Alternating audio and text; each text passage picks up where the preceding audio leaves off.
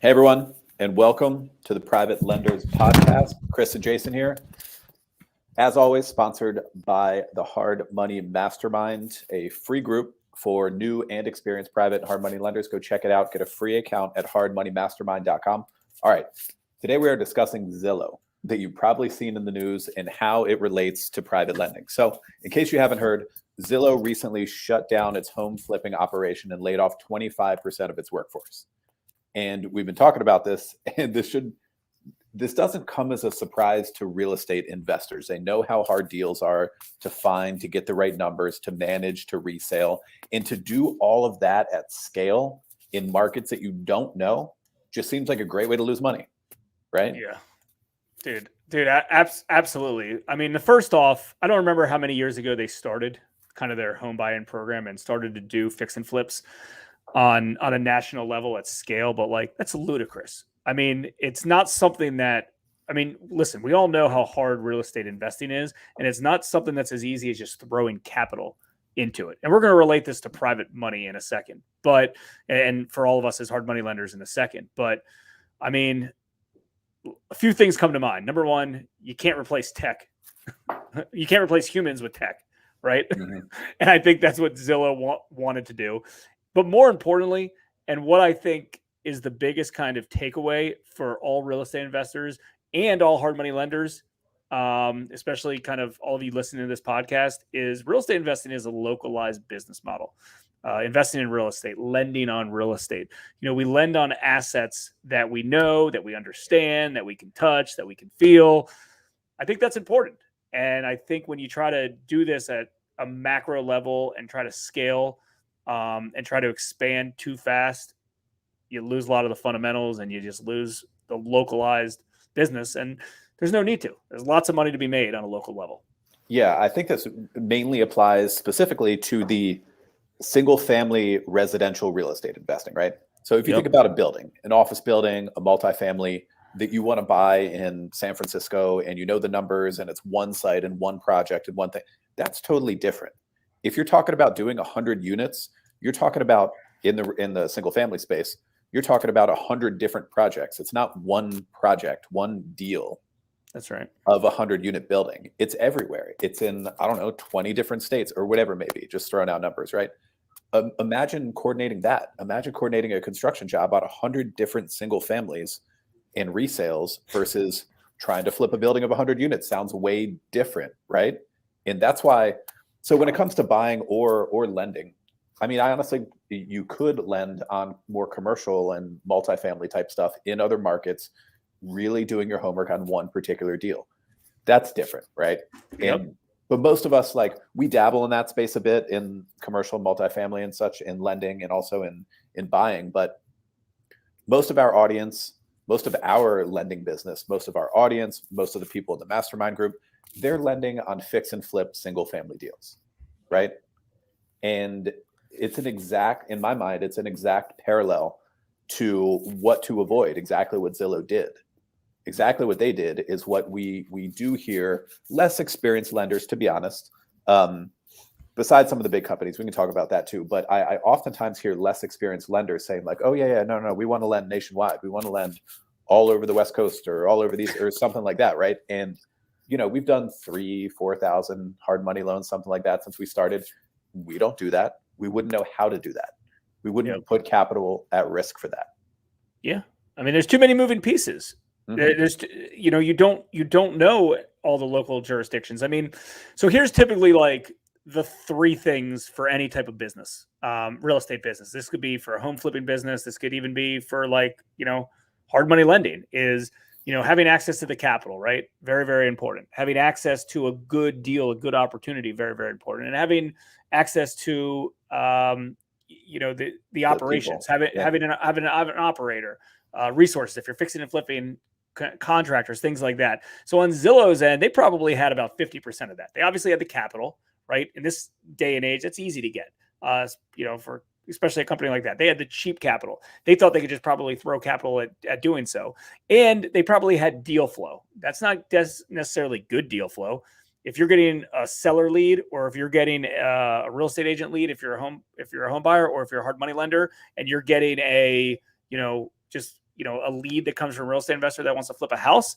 That's just a lead. That doesn't mean it's a good lead, right? Like that's the secret sauce, is finding the good opportunities to do so. And then obviously Zillow didn't have local operators. Yeah, they might have thought that they did, but I'm sure they had some sort of like commissioned employees or something to do so. Something to do so. So like, it's interesting. Like, this has been going on our minds, and I know a lot of local to us real estate investors, and I don't think anyone's hating on Zillow, but they're not surprised that this occurred. I mean, you can see it. It's not, I mean, listen, the market's good. They're failing in a great real estate market, right? Imagine what happens when there's a little bit of a downturn.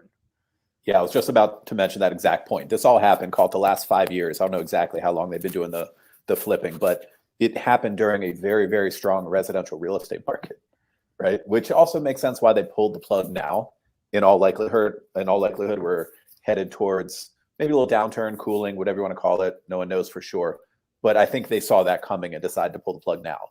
If it's not working like, 2016 to 21, it's probably not going to look any better in the next like 3, 4, 5 years either. Very interesting. And I honestly do hope that this resonates with some of the lenders in the mastermind group and people who listen to the podcast, specifically related to lending. So I do like it a lot when we have people who come on board with us in the mastermind group, or maybe for, coaching with us, who have flipped properties themselves in the past, owned rentals, stuff like that, because they know what goes into a project, how hard that management is, right? Like how, like different contractors, people bailing, permitting issues, resale, taxes, resale costs, all the kind of stuff that really, really varies market to market. I really like when people come into our world in terms of getting into the lending business with that background of flipping, because they know, and they're not the ones who are saying, oh yeah, I'm going to lend all over the place. I think I can, put out money in 20 different states. Flipping, right? Flipping is freaking hard.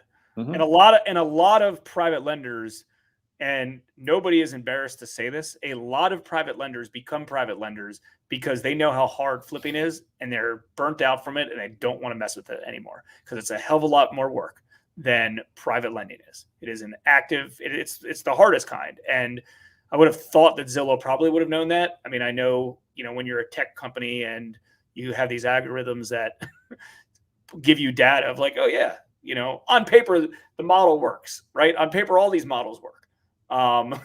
But in reality, like they don't. Like there's humans, there's just so many other things that go on.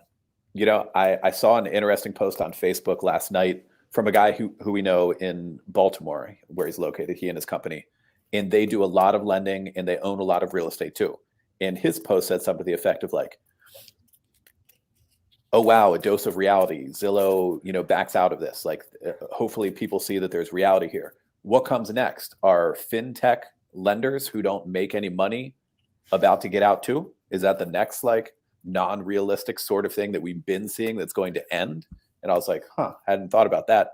And of course, I don't know those operations too much. Some of like the lending home and like tech background people who say, all right, we're going to apply our tech to real estate and, do it at slim margins, if any, and raise capital and run it like a tech business. And there's certainly value in that. There's certainly value in data. There's certainly value in being efficient. But how is that really going to play out if they're not making money now? How are they going to make money later, right? Yeah, you mentioned that. I saw that post and I was like, And that they're not. I mean, listen, we know a lot of background on a lot of the institutional back lenders out there. And this isn't a podcast about hating on institutional back lenders. I think there's a time and a place to utilize that type of capital, but we all know it's not long-term capital. Too many operators are trying to put all their eggs in that one basket, and it's just not doable. And what ends up happening is everyone's making far less money on those deals because it's a race to the bottom, right? Zillow had a limited capital, right? Or lots and lots of capital in this space. Just because you have tons of capital doesn't mean you can just bully around everybody else in order to just get more deals, get better deals. I mean, think about all the institutional back lenders, every day it's like, oh, we're lending at 999, 899, 799, 699, 599. It's just like all they're doing is, doing more deals and making less money. I mean, who wants to get themselves in a business model where your margins are so slim and you're doing a lot of heavy lifting to make very, very little money each? I mean, on each transaction. I mean, that's not what this podcast is about. That's not what I think, true hard money lending and our operation is about. It's about doing very good, responsible deals to deploy your own money, deploy your capital investors' money, and make a good return of what's deserved, on those. This isn't about like, obviously the real estate investors and the fix and flippers we're lending money to, we're all lending money to. Like, we want them to make money. We want to be a financial partner on these things.